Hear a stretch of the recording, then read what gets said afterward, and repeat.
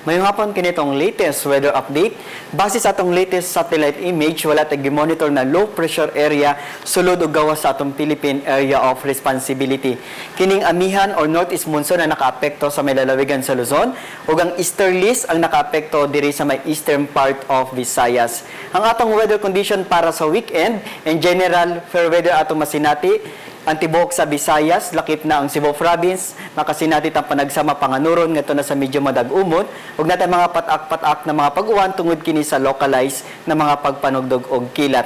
Ang hangin sa tibuok sa Kabisayaan, kasarangan ngadto na sa kusog ang atong kadagatan, kasarangan ngadto na sa pagkabaloron. Samtang natay gale warning diri sa may northern ug eastern Samar, ang gitas-on sa balod moabot sa 4.5 metros.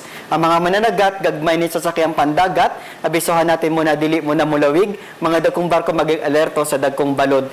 Samtang diri sa Central Visayas, ang gitas-on sa balod moabot sa 1.2 to 2.4 metros. Ang adlaw mo silang sa alas 5:59 sa buntag ug para sa atong mga dugang detalye, mobisita ta sa atong mga official social media accounts sa atong official website sa www.bagongdatpag-asa.dost.gov.ph. Gikan diri sa Pag-asa Mactan, DOST ug para sa Balitang Bisdak, kini si Jomar Clarino, maayong hapon.